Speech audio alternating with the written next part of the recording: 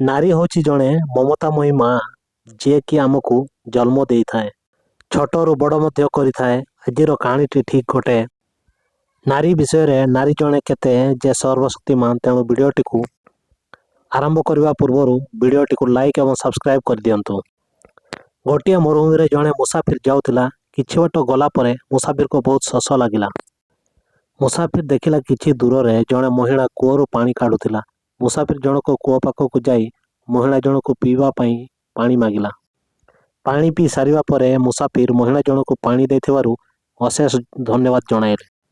ଆଉ ମହିଳାକୁ କହିଲା, ଏହି ପୃଥିବୀରେ ମହିଳାମାନେ ତ ଅନେକ ଗୁଣବତୀ ହୋଇଥାନ୍ତି, ତାହେଲେ ତମେ ଗୋଟେ ମହିଳାର ଚାଲାକ ଗୁଣ କୁହ।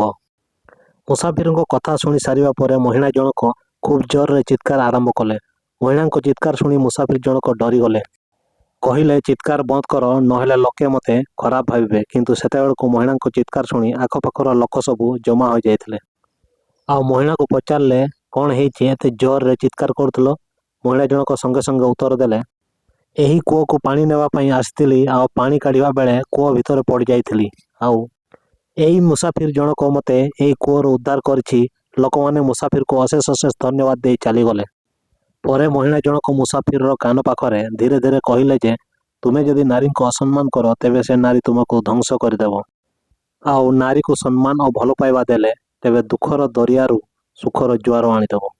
ତେଣୁ ଏହି ମହାନ ନାରୀ ପାଇଁ ଭିଡ଼ିଓଟିକୁ ଲାଇକ୍ ଏବଂ ସବସ୍କ୍ରାଇବ୍ କରିବାକୁ ଭୁଲିବେ ନାହିଁ।